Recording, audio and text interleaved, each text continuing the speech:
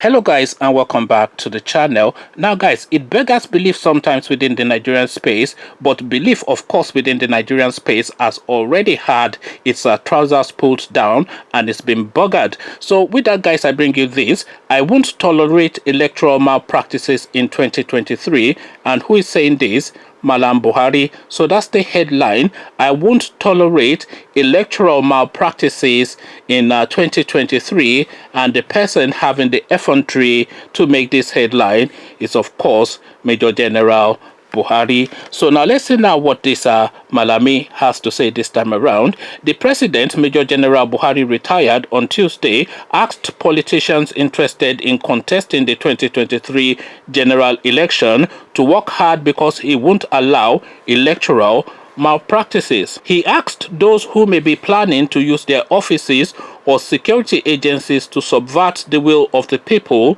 to have a rethink because he would not allow them to have their way. Buhari handed down the warning whilst receiving top government officials at his official residence inside the presidential villa, Abuja, to commemorate his 77th birthday. So they're still insisting that this guy is 77, but that's an aside. But the main story really is the effrontery of Buhari to say that he would not allow electoral malpractices in 2023. But then of course we've always had electoral malpractices in Nigeria. So what changes in 2023? Is that because he's no longer contesting?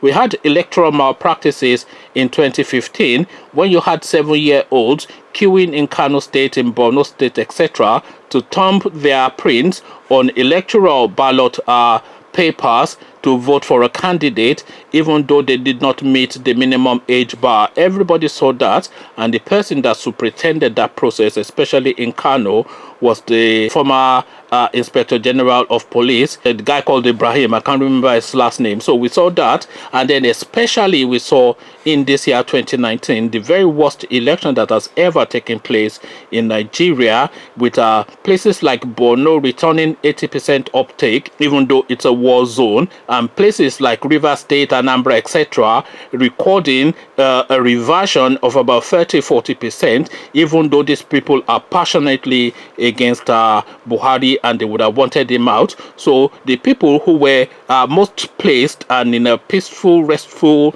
environment, who were fervently opposed to the ruling regime, they did not come out in their numbers. No, their numbers were less than the numbers of 2015.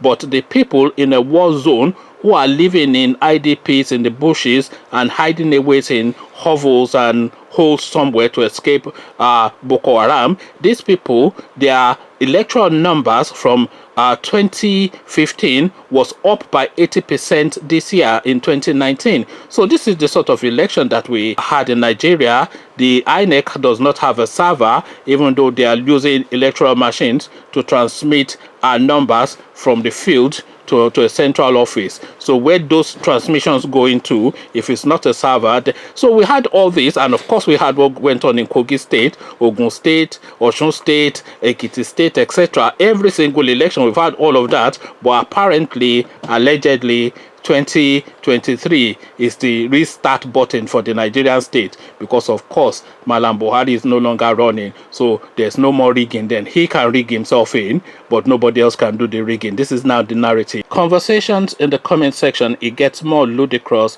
every time we go to this space, but then of course we will continue to present the news until we see changes. And by the way, we don't delight in bringing this type of news, but this is the sort of news that is coming out of the Nigerian space. So the Nigerian space is in a perilous position at the moment, and we cannot bury our heads in the sand and pretend like it is otherwise, because it is not otherwise. The country is being looted hand over fist, and they are going to borrow another $23 billion now, which will of course again disappear. The potholes will still be on the road after that $23 billion has been disappeared.